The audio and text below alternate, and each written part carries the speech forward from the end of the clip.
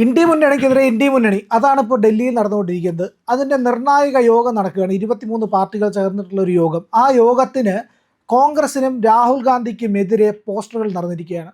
അതും വെറും പോസ്റ്ററുകളല്ല. ഈ പ്രമുഖരായിട്ടുള്ള നേതാക്കളുണ്ടല്ലോ, അരവിന്ദ് കെജ്രിവാൾ, ഈ പറയുന്ന സ്റ്റാലിൻ, പിണറായി അടക്കമുള്ള നേതാക്കൾ, ആ നേതാക്കളുടെ പഴയ പ്രസ്താവനകൾ രാഹുൽ ഗാന്ധിക്കെതിരായിട്ടുള്ളത് ഇത് ശക്തമായി ഉപയോഗിച്ചുകൊണ്ടാണ് ഈ പോസ്റ്ററുകൾ വന്നിരിക്കുന്നതാണ്. അതുമാത്രവുമല്ല, ഇതിനകത്ത് ഏറ്റവും പ്രധാനപ്പെട്ട കാര്യം അവർ അതിനെ വിശേഷിപ്പിക്കുന്നത് ഇന്ത്യ മുന്നണി എന്ന് തന്നെയാണ്. അതായത് ഇന്ത്യ സഖ്യം എന്നല്ല, ഇന്ത്യ മുന്നണി. അതായത് ഇവർക്ക് തന്നെ ബോധ്യം വന്നിരിക്കുന്നു ഇതൊരു കെട്ട കൂട്ടമാണ് എന്ന്. ഇതിൻ്റെ തകർച്ച ഏതാണ്ട് ഉറപ്പിച്ചു കഴിഞ്ഞില്ലേ? അല്ല, ഇതിൽ പ്രധാനമായിട്ട് അതിനൊരു ജനിതക തകരാറ് അതിനുണ്ട്. ഇന്ത്യ മുന്നണി എന്നുള്ള പേരാണ് അതിന് ശരി. INDIA എന്നാണ്. INDI അലയൻസ് എന്നാണ്. അലയൻസ്. അപ്പോൾ എങ്ങനെയാ ഇന്ത്യ സഖ്യം എന്ന് പറഞ്ഞാൽ എങ്ങനെയാ? 2 പ്രാവശ്യം സഖ്യം എന്നുള്ള വാക്കുണ്ടോ അതിനകത്ത്? ഒരു സഖ്യമല്ലേ ഉള്ളൂ. അപ്പോൾ എന്ന് വെച്ചാൽ ജനിതക തകരാറ് ഇതിനകത്ത് കാര്യമായിട്ടുണ്ട്. അതിന് ജന്മന അതിന് പിഴവ് അതിനകത്തുണ്ട്. ആ ജന്മന പിഴവുള്ള പ്രസ്ഥാനത്തിൻ്റെ സൂത്രധാരൻ എന്ന് പറയുന്നത് രാഹുൽ ഗാന്ധിയാണ്.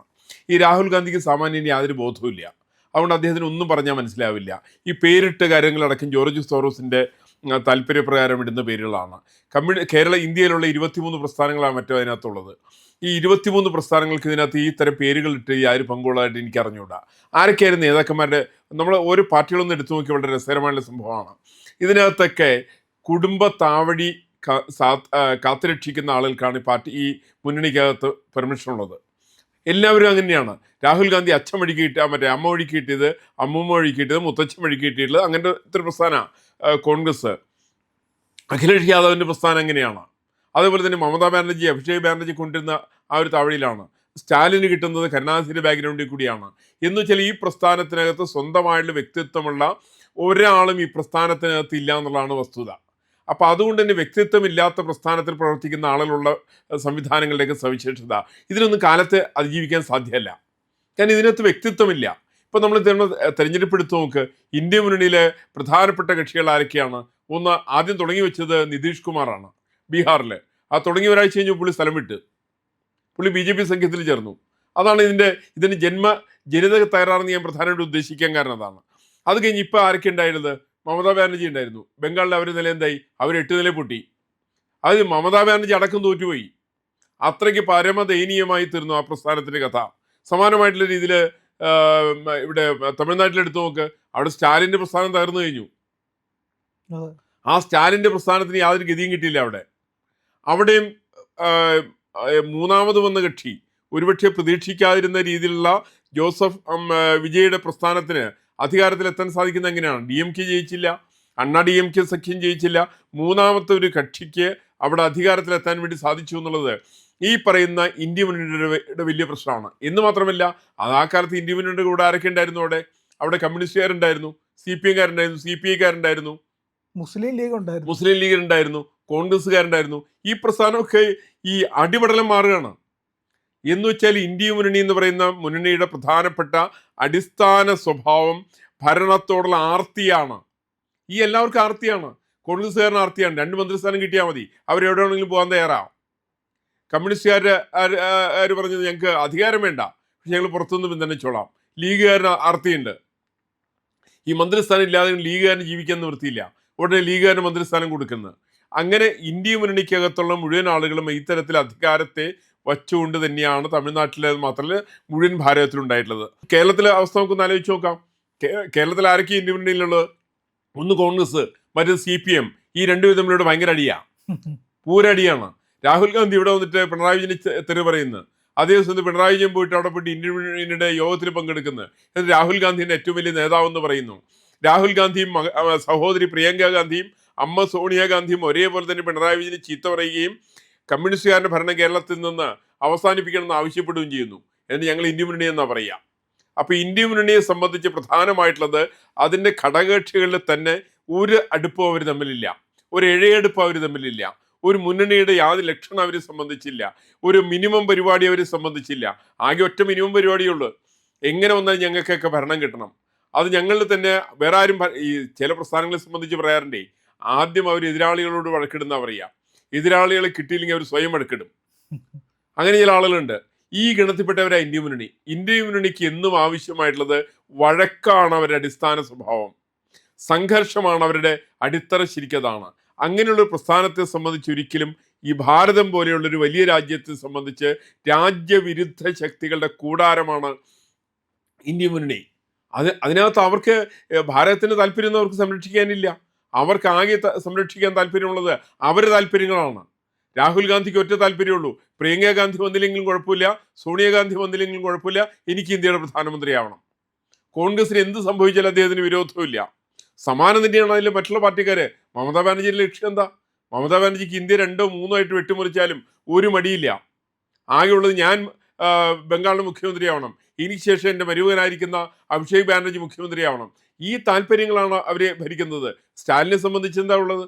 അവിടെയുള്ള ബഹുഭൂരിപക്ഷം വരുന്ന ഹൈന്ദവ ജനതയുടെ വികാരങ്ങളെ ചവിട്ടിമതിക്കുന്ന രീതിയിൽ സനാതനധർമ്മത്തിനെതിരായിട്ട് വളരെ പ്രചരണം കൊടുക്കുന്ന ആളാണ് സ്റ്റാലിൻ. അതിന് അയാളുടെ മകനും അതുപോലെ തന്നെയാണ്. ഈ പറയുന്ന ആളുകളൊക്കെ കരുണാധിര താവഴിപ്പെട്ടവരാണ്. അങ്ങനെയുള്ള താവഴി സംരക്ഷിച്ചുകൊണ്ട് തൻ്റെ അധികാരം അരക്കിട്ടുറപ്പിക്കാനുള്ള പരിശ്രമത്തിൽ കൂടി നടത്തിക്കൊണ്ടിരിക്കുന്ന സ്റ്റാലിൻ കൂട്ടരും ഒരു വശത്തുണ്ട്. അങ്ങനെ ഇന്ത്യ മുന്നണിയിലെ വ്യത്യസ്തമായിരിക്കുന്ന പ്രസ്ഥാനങ്ങളൊക്കെ നോക്കിയാൽ, ഞാൻ കേരളത്തിൽ പിണറായി വിജയനെ കുറിച്ച് അധികമൊന്നും പറയുന്നില്ല. കാരണം പിണറായി വിജയനെ കുറിച്ച് നല്ല അഭിപ്രായം പറയാനായിട്ട് ഇന്ന് കമ്മ്യൂണിസ്റ്റുകാർ പോലും ഇല്ല. എല്ലാ ജില്ലാ കമ്മിറ്റികളും പിണറായി വിജയനെതിരായിട്ട് പ്രമേയം പാസ്സാക്കിക്കൊണ്ടിരിക്കുക.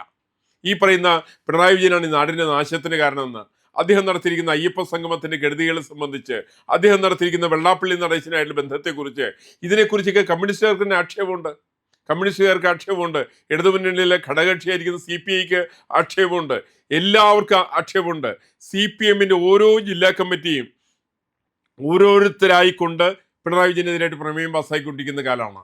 എന്ന് വെച്ചാൽ ഈ പറയുന്ന ഇന്ത്യ മുന്നണിയിലെ ഘടകകക്ഷികൾക്ക് ളിൽ തന്നെ അവരാദ്യം BJP എതിർക്കാൻ നോക്കുന്നു. ആ BJP ഇല്ലാന്ന സമയത്ത് അവർ തമ്മിലടിക്കാൻ തയ്യാറാവുന്നു. ഈ തമ്മിലടിക്കലും കൂടി നിർത്തിക്കഴിഞ്ഞതിന് ശേഷം ആ പ്രസ്ഥാനത്തിനകത്ത് യുദ്ധത്തിൻ്റെ പടപ്പുറപ്പാടിലാണ് അവർ. എന്ന് വെച്ചാൽ ഈ പറയുന്ന ഇന്ത്യ മുന്നണി എന്ന് പറയുന്നത് ഒരിക്കലും ഒരു രാഷ്ട്രീയ സ്വത്വത്തിനെ നിലനിർത്താൻ പര്യാപ്തമല്ല. ഇത് ഈ നാടിന് അനിവാര്യമായിട്ടുള്ള സംവിധാനമല്ല. ഇന്ത്യാവിരുദ്ധ പ്രസ്ഥാനമാണ്. ഇപ്പൊ തന്നെ എനിക്ക് തോന്നുന്നു ഇപ്പൊ പുതിയ പാർട്ടികളുടെയൊക്കെ ആവിർഭാവമുണ്ട്. അതൊക്കെ തന്നെ പ്രധാനമായിട്ട് വരുന്നത് ഈ പറയുന്ന രാഹുൽ ഗാന്ധിയുടെ കെടുകാര്യസ്ഥതയിൽ നിന്നാണ്. ഒരു നല്ല ശക്തമായ പ്രതിപക്ഷം ഇന്ത്യയിൽ ഉണ്ടായിരുന്നുവെങ്കിൽ എനിക്ക് ഒരു സംശയവുമില്ല ഈ പാർട്ടികളൊന്നും ഇവിടെ ഉണ്ടാവില്ല. എല്ലാ പാർട്ടികളും ചത്തുമലച്ചേനെ ഇവിടെ. ഈ ചത്തുമലയ്ക്കാതിരിക്കുക, നമ്മൾ സാധാരണ പാർട്ടിയെക്കുറിച്ച് പറയാറുണ്ട്, പാർട്ടിയെ കൊല്ലേണ്ട ആവശ്യമൊന്നുമില്ല, പാർട്ടിയെ ഒന്ന് മറച്ചിട്ടാൽ മതി. പാർട്ടിയെ മറച്ചിട്ടുള്ള പാർട്ടിക്ക്, മലന്ന് കിടക്കുന്ന പാർട്ടിക്ക് കമന്ന് വീഴാൻ പറ്റില്ല. അതിന് പരസഹായം വേണം. അങ്ങനെയുള്ള പരസഹായം വേണ്ട ഒരു പ്രസ്ഥാനമായിരിക്കുന്ന പാർട്ടികൾക്ക് പോലും ഇവിടെ സംഘടിക്കാനുള്ള സാഹചര്യം ഒരുക്കി കൊടുത്തത് ദുർബലമായിരിക്കുന്ന രാഹുൽ ഗാന്ധിയുടെ നേതൃത്വമാണ്. ഈ രാഹുൽ ഗാന്ധിയുടെ ദുർബലമായ നേതൃത്വത്തെക്കുറിച്ച് വളരെ ബോധ്യമുള്ളവരാണ് കോൺഗ്രസിൻ്റെ നേതാക്കന്മാർ, അതുപോലെ കമ്മ്യൂണിസ്റ്റ് പാർട്ടിയുടെ നേതാക്കന്മാർ, DMKയുടെ നേതാക്കന്മാർ, മമതാ ബാനർജിയുടെ നേതാക്കന്മാർ. ഇവർക്കെല്ലാവർക്കും ബോധ്യമുള്ളതിൻ്റെ പേരിലാണ് അവരൊക്കെ വിചാരിച്ചത് ഞങ്ങൾക്കെങ്കിലും ഈ കപ്പൽ മുങ്ങാൻ വേണ്ടി പോവാണ്, കപ്പൽ മുങ്ങുന്ന സമയത്ത് ഞങ്ങളെങ്കിലും ഒന്ന് ഓടി രക്ഷപ്പെടണമെന്നല്ലോ എന്നുള്ള ആഗ്രഹം, ചാടി രക്ഷപ്പെടണമെന്നുള്ള ആഗ്രഹം. ഈ ആഗ്രഹത്തിൽ നിന്നാണ് ഇന്ത്യ മുന്നണിയുടെ തകർച്ചയുടെ തുടക്കം ശരിക്കതാണ്. അത് ഏകദേശം സംഭവിച്ച് കഴിഞ്ഞിരിക്കുന്നു. അതൊരു വസ്തുതയാണത്, അതൊരു സത്യമാണത്. രാഹുൽ ഗാന്ധിക്ക് ഈ കപ്പലിനെ നയിക്കാൻ വേണ്ടി സാധ്യമല്ല. ഏത് തരത്തിലാണോ പിണറായി വിജയൻ കേരളത്തിലെ കപ്പലിനെ മുക്കിയത്, സമാനമായിട്ടുള്ള രീതിയിൽ രാഹുൽ ഗാന്ധി ഇന്ത്യ മുന്നണി എന്ന് പറയുന്ന ആ കപ്പലിനെ മുക്കുന്ന കപ്പിത്താനാണെന്നുള്ള കാര്യത്തിലും ഒരു സംശയം എന്നെ സംബന്ധിച്ചില്ല. പ്രിയമുള്ളവരെ, നമ്മുടെ ചാനൽ ഒരുപാട് പേർ കാണുന്നുണ്ട്. കാണുന്നവരോടെല്ലാം നമുക്ക് വലിയ സ്നേഹവുമുണ്ട്. അവരൊക്കെ നമ്മുടെ ചാനലിനെ കുറിച്ച് ഒരുപാട് പേരോട് പറയുന്നുമുണ്ട്.